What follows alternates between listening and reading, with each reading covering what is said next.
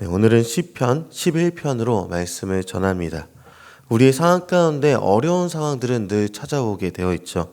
개인의 삶 속에서도 예기치 못한 그런 질병과 혹은 관계의 깨어짐, 재정적인 어려움을 인해 발딛고 선 땅이 꺼져 내리는 것 같은 그런 절망이 느낄 때가 우리 인생 전체 가운데 한 번씩 올 때가 있습니다. 터가 무너지며 의인이 무엇을 하랴라는 이 시편 11편 3절의 이 질문은요, 수천 년 전의 한 시인의 절규처럼 보이지만요, 사실 오늘을 살아가는 우리 마음속에서도 터져 나오기도 하는 그런 질문일 수도 있겠다, 그런 생각이 드는 것이죠.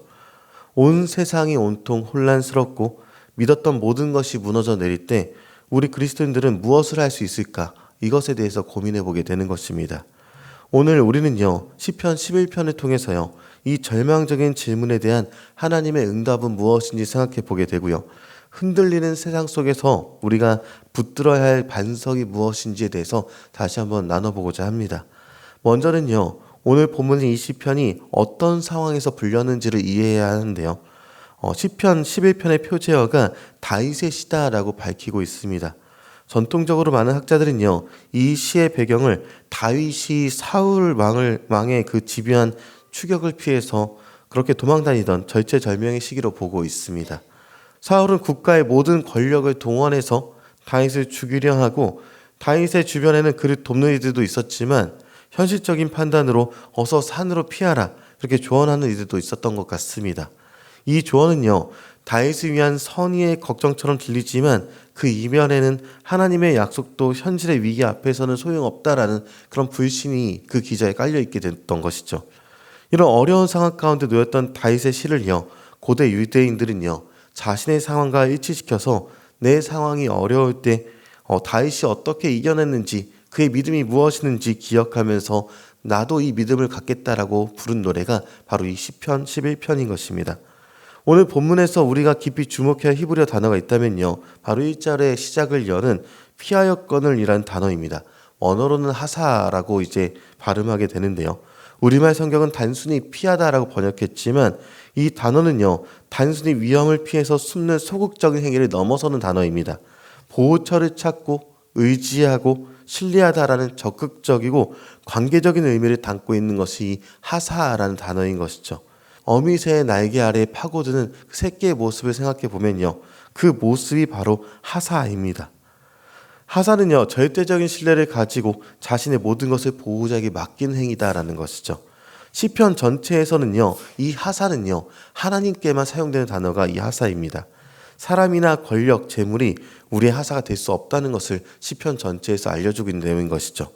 그리고 다윗의 친구들은요, 산으로 도망하라라고 조언했습니다. 산은 당시 사람들이 피난처로 여겼던 이 물리적이고 전략적인 장소이기도 합니다. 눈에 보이고 합리적이며 인간의 지혜로 찾을 수 있는 해결책을 상징하는 것이 산으로 도망하라라는 내용인 것이죠. 그러나 다윗은요, 그들의 제안을 단호히 거부합니다. 그리고 외칩니다. 나의 하사는 저기 보이는 산이 아니라 보이지 않는 여호와 하나님이시다라고 얘기하는 것이죠. 세상은 우리에게 끊임없이 눈에 보이는 산으로 피하라라고 속삭입니다. 돈이나 권력이나 인맥이나 더 나은 환경과 조건이라는 그 산으로 도망가면 안전할 것이다라고 우리에게 유혹하는 것이죠. 그러나 다윗은요, 그 모든 유혹 앞에서 믿음의 선언을 하고 있습니다. 내가 이미 여호와께 하사하였거늘 너희가 어찌하여 나에게 또 다른 피난처를 말하는가, 이 이야기를 하고 있는 것이죠. 생각해 봐야 할 것은요, 나의 하사는 어디인가, 나의 피할 곳은 어디인가입니다. 다윗처럼 나는 여호와께 피하였다고 담대히 선포하는 믿음이 우리에게 있기를 소망합니다. 2절부터 보면요, 친구들의 현실적인 진단은요, 비관적이었습니다. 악인이 활을 당기고 시를 매겨 마음이 바른 자를 어두운 데서 쏘려 하는데 터가 무너지며 의인이 무엇을 합니까? 라고 이렇게 2절 3절에 얘기하는 것이죠. 세상의 기초, 법과 질서, 정의가 무너져 내린 상황에서 의인이 할 수 있는 것은 아무것도 없다는 것입니다. 그러나 이 지점에서 다윗의 시선은요, 땅에서 하늘로 극적인 전환을 이루는데요, 그 내용이 4절에 있습니다. 여호와께서는 그의 성전에 계시고 여호와의 보좌는 하늘에 있으며 그의 눈이 인생을 통촉하시고 그의 안목이 그들을 감찰하시도다. 아멘. 세상의 터가 무너져 내릴지라도 하나님의 통치가 이루어지는 하늘의 보좌는 영원히 견고하다라는 그런 선포입니다. 하나님의 성전은 혼돈이 침범할 수 없는 거룩한 영역이고요. 하나님의 보좌는 불의가 흔들릴 수 없는 그런 주권의 중심인 것입니다. 6절에 보니까요, 하나님의 심판의 내용은 무섭고 단호하다라고 말합니다. 악인에게 그물을 던지시리니 불과 유황과 태우는 바람이 그들의 잔에 소득이 되리로다. 이렇게 기록하고 있는 것이죠. 이것은요, 소돔과 고모라의 멸망을 연상시키는 그런 이미지입니다. 하나님의 공의가 최종적으로 실현될 것이다라고 보여주는 것이죠. 그리고 시편은요, 놀라운 약속으로 끝이 맺는데요, 정직한 자는 그의 얼굴을 배우리다라고 7절에 말하고 있는 것이죠. 이것이 흔들리는 터전 위에서 주님이 주시는 약속이다라는 것입니다. 세상이 우리를 향해 활시를 당길 때 하나님은요, 우리를 향해 하나님의 얼굴을 드십니다. 그렇다면 우리는 언제 이 11편의 이 내용을 읽게 될까요? 우리의 노래를 부르게 될지 한번 고민해 볼 것은요, 내 삶의 터전이 무너져 내릴 것 같은 그런 상황 속에서 우리는 하나님을 떠날 것이 아니라 더 하나님 앞에 나아가고 하나님께 피하면서 노래한다라는 것이죠.